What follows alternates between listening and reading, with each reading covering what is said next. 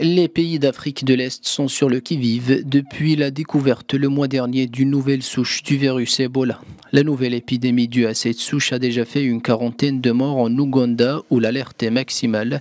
Les autorités ont organisé mercredi une réunion de haut niveau avec des représentants de l'OMS et le Centre de contrôle des maladies. À l'ordre du jour, la collaboration transfrontalière pour la préparation et la riposte. Entre-temps, soutenue par la Croix-Rouge, les autorités ont imposé des contrôles pour maîtriser la circulation du virus. Il existe des lacunes au niveau de la communication et la sensibilisation sur les risques de cette maladie.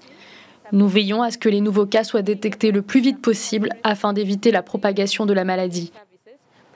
Nous avons formé nos volontaires à mener des enterrements sûrs et dignes et à mener des activités de promotion de la santé.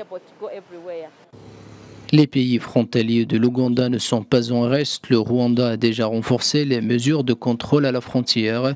La Tanzanie a lancé des formations sur les gestes appropriés et les équipements de protection individuelle au niveau national.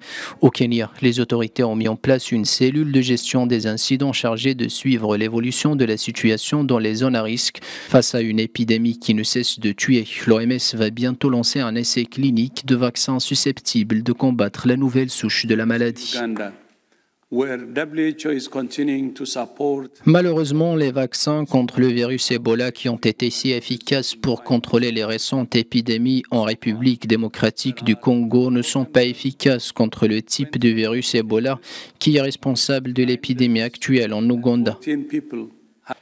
La dernière épidémie d'ampleur du virus Ebola s'était déroulée en Afrique de l'Ouest entre 2013 et 2016.